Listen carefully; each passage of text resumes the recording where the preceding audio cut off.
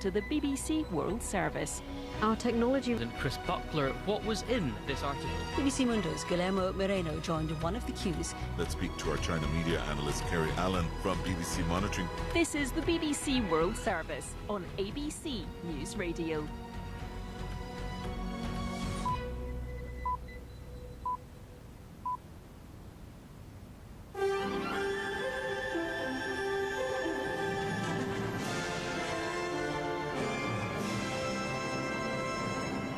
ABC News with David Rowlands. The British Prime Minister says that UK intelligence reports on the Ukraine-Russia crisis show mixed signals from Moscow after attending a briefing from officials. Russia's Vladimir Putin denies planning to stage attacks on Ukraine and says troops near the border will return to bases as military drills finish. However, uncertainty about Russia's intentions have led several nations, including Australia, to direct ambassadors to leave the capital, Kiev. The British PM, Boris Johnson, says despite those moves, the UK's diplomatic staff will remain there for now. Now that's a balanced decision. We have to face the fact that there is a risk. We'll keep it under constant review. But one of the things we want to do is to show the UK's continued support for Ukraine. The Chinese government has accused Scott Morrison of deliberately inflaming tensions in Ukraine. Here's Foreign Affairs reporter Stephen Jedgetts. Russia has amassed thousands of troops at the border with Ukraine, and the Biden administration is warning that Moscow could launch an invasion at any time. Scott Morrison says the military build-up is deeply concerning and has told radio station 2SM that China's failure to criticise Russia's actions sends a terrible message. That is very concerning. Chilling. But China's foreign ministry says the comments are prejudiced and says Mr. Morrison is clamouring for confrontation for his own political ends. Disability advocates are calling for urgent action to improve the COVID situation in the disability community. Representatives from community industries and union groups are in Canberra to brief the federal government and members of parliament on how Omicron has been affecting people with disability and their support workers. Samantha Connor is the president of People with Disability Australia and says Australians with a disability are suffering most during the pandemic. People with disability are locked in their homes, unable to access support, unable to access basic PPE and rapid antigen tests and the things that we need to stay alive. The federal court has been hearing submissions on the meanings of words used by mining magnate Clive Palmer and Western Australian Premier Mark McGowan when describing each other. With more on this story, here's David Webber. After Clive Palmer initiated defamation action against the WA Premier over statements made in 2020, the Premier responded with his own claims. One of Mark McGowan's statements, which Mr Palmer said caused him injury, was, "We're in a war with Clive Palmer." Mr Palmer's barrister told the court, "You only engage in a war with a group or entity with the intention to harm."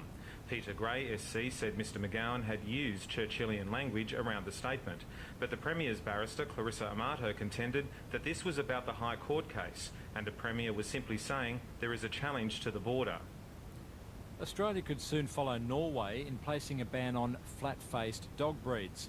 Cavaliers are susceptible to heart mitral valve disease, while brachycephalic dog breeds like the Bulldog have breathing issues. Norway banned the breeding of Cavalier King Charles Spaniels and English Bulldogs at the beginning of the year. Dr Julia Crawford, a former president of the Australian Veterinary Association, says despite some state laws protecting animal cruelty, Australia does not practically enforce such bans. The interesting thing about Norway is that they're actually carrying out what they've said they're going to do probably for the last 50 years. So that, we have talked about the 5 freedoms and the importance of health and welfare in breeds, but we haven't actually done anything about it. Former NRL star Jarryd Hayne has walked out of Cooma Correctional Centre after having his sexual assault convictions quashed by the Court of Criminal Appeal. Cameron Gock reports. A smiling Jarryd Hayne walked out of prison with his belongings in hand and met a car waiting outside Cooma Correctional Centre. The 34-year-old has spent 9 months behind bars after being found guilty of sexually assaulting a woman in her Newcastle home in 2018. But that conviction has been quashed after his lawyers successfully argued the judge gave flawed directions to the jury. He now gets set to face a third jury after the judges ordered a retrial. He has to abide by strict bail conditions, including only staying at his wife's home, surrendering his passport and reporting to police 3 times a week. And Adelaide United have sprung a surprise, defeating the reigning champions Melbourne City 2-1 away from home in the men's A-League competition. An 85th minute goal from striker Mohamed Toure gave the Reds all 3 points after he pounced on a Carl Jenkinson back pass. The win for Adelaide is their 3rd in 5 games and moves them up to 3rd place on the ladder.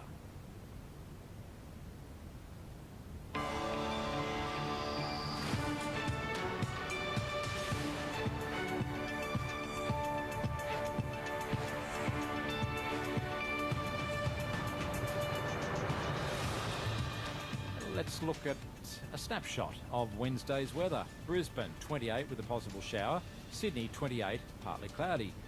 Canberra will get to 30 degrees under mostly sunny skies. A possible late shower has been tipped for Melbourne on Wednesday with a high of 27 degrees. Very pleasant day for Hobart, 25 and partly cloudy. Adelaide 25 as well, albeit with a shower or two. A very hot and sunny day awaits Perth, hitting 38 degrees. While Darwin is aiming for 34 degrees with a shower or two and a possible storm. That's your capital city weather for the day ahead on ABC News Radio. We now take you back to our broadcast partners at the BBC. Good morning. It's February 15, 2022. See, here in LA, a cloudy morning. A pretty good breeze blowing right now. 55 degrees Fahrenheit, around 12 Celsius. Today I was thinking about Smokey Robinson and the Miracles and their song, The Tracks of My Tears, from 1965. It seems that winter has slammed into LA with the likes of a sledgehammer. Today the highs are only going to be 57 degrees Fahrenheit, around 13 Celsius. And these clouds are going to be with us all along the way. There's even a pretty good chance of rain.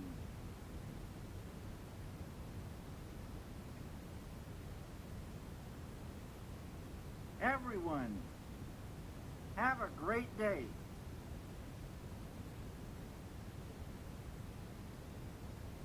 Here we go for today's number.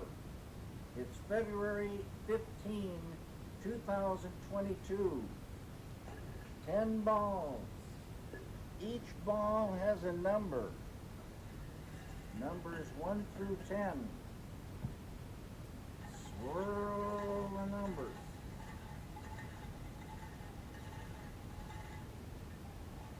Pick a number. Today's number is 5. Welcome to Democracy Now!, democracynow.org, the War and Peace Report. I'm Amy Goodman. Russia's defense ministry says it's withdrawing some of its troops from near Ukraine's border in a sign the Kremlin may be de-escalating the threat of an invasion. The announcement came as German Chancellor Olaf Scholz arrived in Moscow for meetings with Russian President Vladimir Putin, and as Russia's top diplomat said the prospect of a diplomatic solution is, quote, far from exhausted. At the United Nations, Secretary General Antonio Guterres said after talks with foreign ministers of Russia and Ukraine, diplomacy remains the only option to resolving the crisis. The time is now to defuse tensions and de-escalate actions on the ground. There is no place for incendiary rhetoric. Public statements should aim to reduce tensions, not inflame them. On Monday, the Biden administration ordered the evacuation of all remaining personnel from the U.S. Embassy in Ukraine's capital, Kiev, and urged all U.S. citizens to leave Belarus and part of Moldova, saying an invasion of Ukraine could still come at any time. California health officials will preserve a statewide mask mandate for K-12 schools through at least the end of the month, even as they're allowing a universal indoor mask mandate to expire today. Daily COVID-19 cases and hospitalizations across the U.S. are continuing to decline from January's record highs, but remain near the peak of last summer's Delta-driven surge. An average of 2,400 people are dying of coronavirus infections each day in the United States. In Canada, authorities in Alberta arrested 11 people Monday who they say were prepared to use violence to maintain a blockade of anti-vaccine protesters at a major border crossing into Montana. Police said they recovered guns, body armor, and a machete from the group. Monday's arrest came as Prime Minister Justin Trudeau invoked a national public order emergency that'll give him greater powers to quell protests and blockades. We are not limiting people's freedom of speech. We are not limiting freedom of peaceful assembly. We are not preventing people from exercising their right to protest legally. We are reinforcing the principles, values, and institutions What are we doing first? that keep all Canadians free. In Australia, thousands of nurses in New South Wales have walked off the job in the first strike taken by Australian nurses in almost a decade.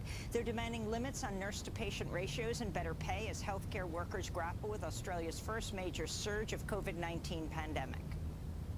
We deserve better. We need more staff on the wards. Our patients aren't safe.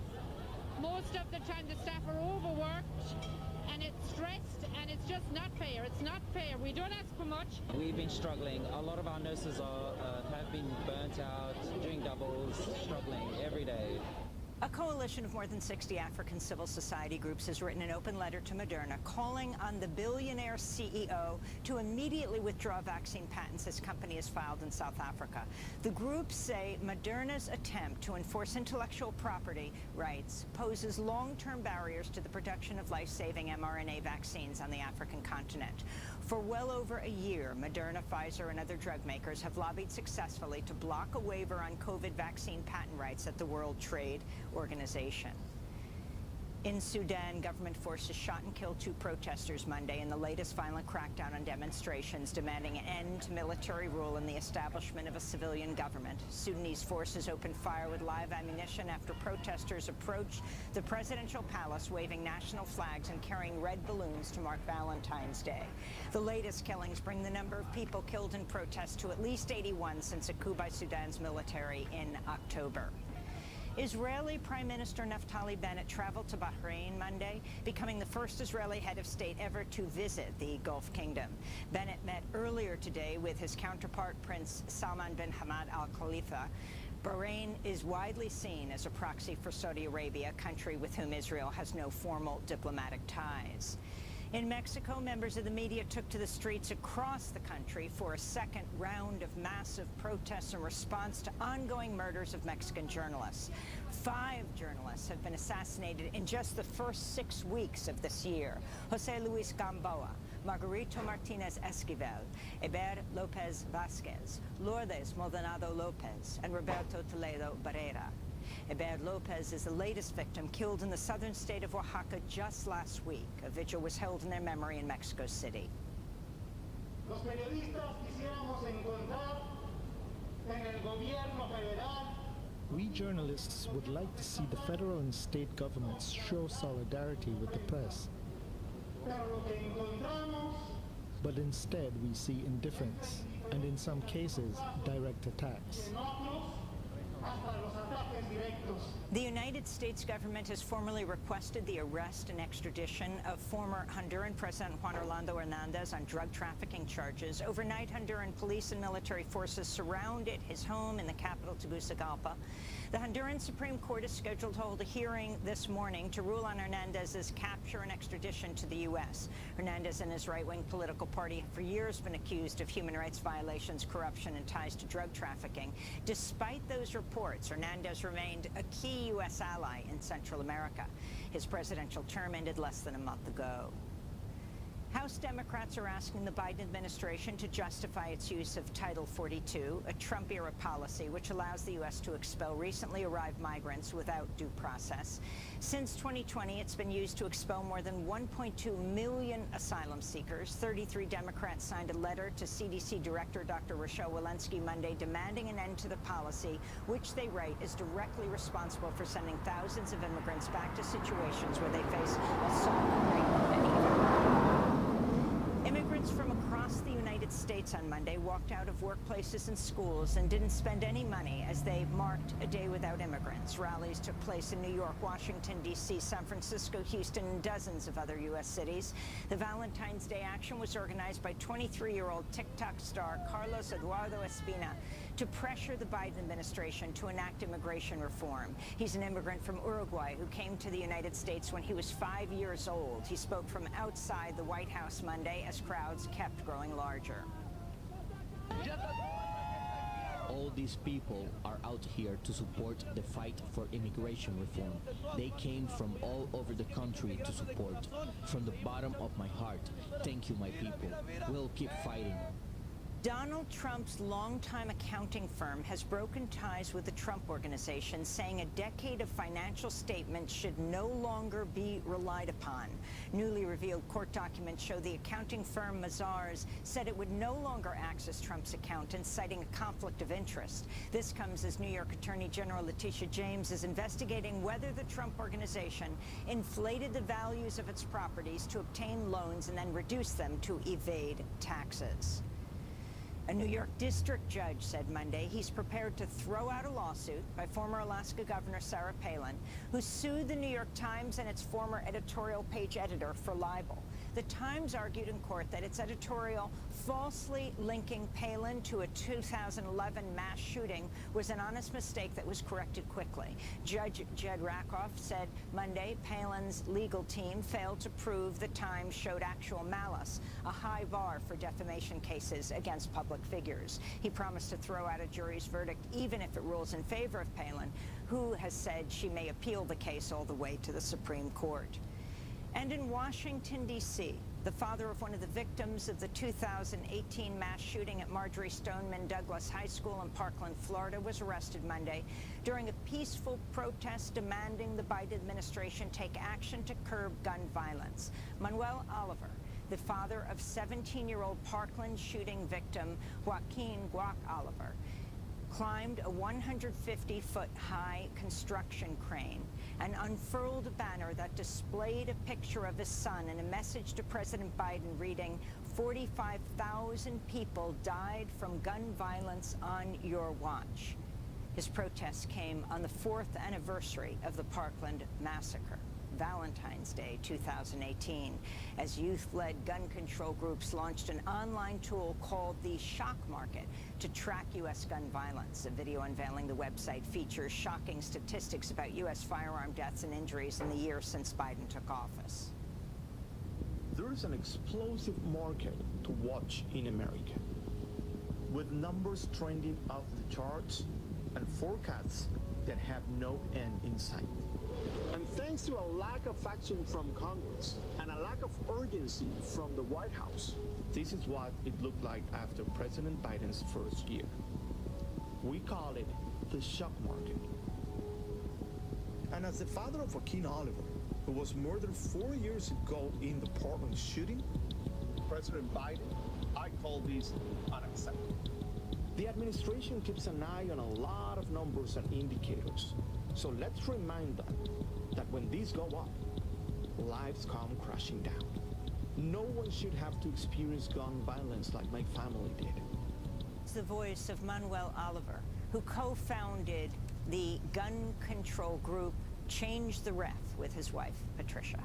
And those are some of the headlines. This is Democracy Now!, democracynow.org, The War and Peace Report. I'm Amy Goodman in New York, joined by Democracy Now! Co-host Juan Gonzalez in New Brunswick, New Jersey. Hi, Juan. Hi, Amy, and welcome to all of our listeners and viewers across the country and around the world.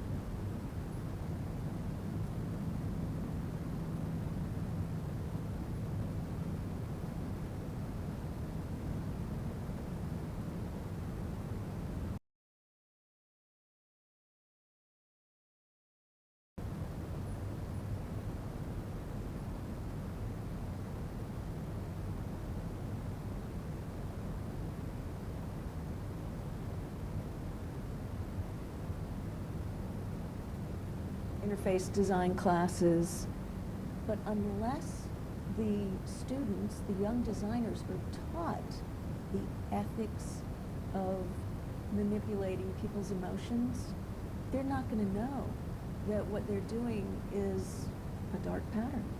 And there are a lot of for-profit certificate programs that are just quickly teaching people, and they're not covering a whole lot of ethics or even bringing up dark patterns in some of those programs.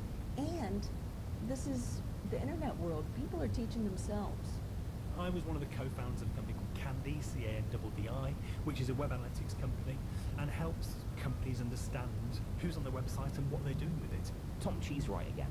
90% of what they're trying to do is make the service so good that people just keep coming back.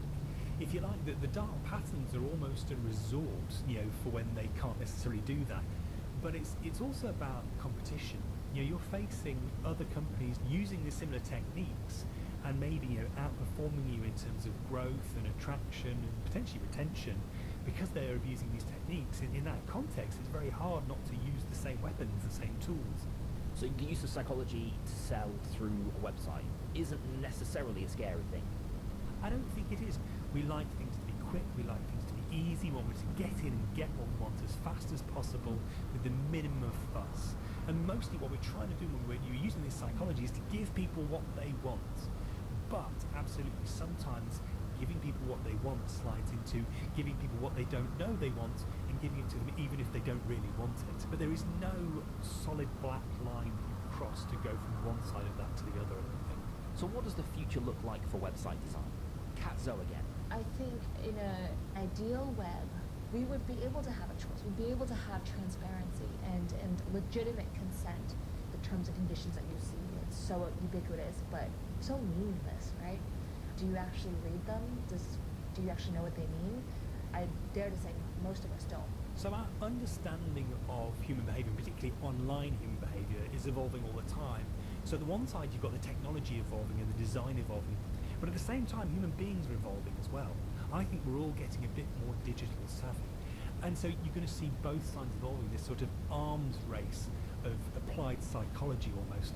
And Carla, if you could speak to a web designer who designed a dark pattern that fed your shopping addiction, what would you say to them? I don't blame them. I think the thing I have to say is to their bosses, what you're doing is potentially exploitative. I don't necessarily have anything to say to those web designers, except that I hope they're okay too. It's the corporations who I wish would take people's mental health into greater consideration. Since I started making this documentary, I've been seeing dark patterns everywhere. When I'm shopping online or clicking through a website, and I found myself asking, is this decision that I'm making really mine? Or have I been frustrated or persuaded into making it? And so to where we started. It's been just over a decade since Harry Brignall coined the phrase dark patterns. Does he think in that time anything has changed? Feels like they're a lot more common.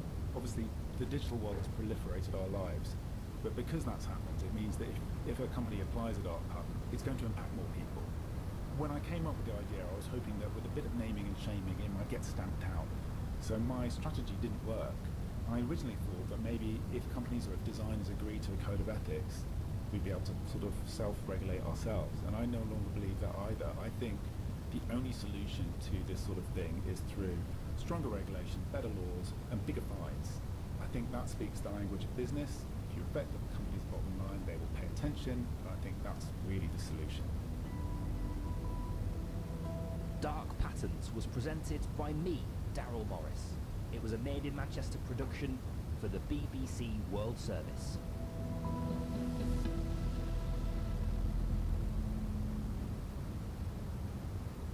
This is the BBC World Service, celebrating the exuberance of youth in this month's World Book Club. My name is Eva, which means life. The best-selling author Isabel Allende talks about her novel Eva Luna. The inspiration was a friend and an extraordinary artist who had a hard life and an incredible incredible imagination. A young girl with remarkable visions navigates politics, tragedy, and love. They had fun and laughter and joy, and that would be her standard for life. Eva Luna triumphs over adversity, the inspiration coming from Isabel's own experience. The foundation works to invest in the power of women.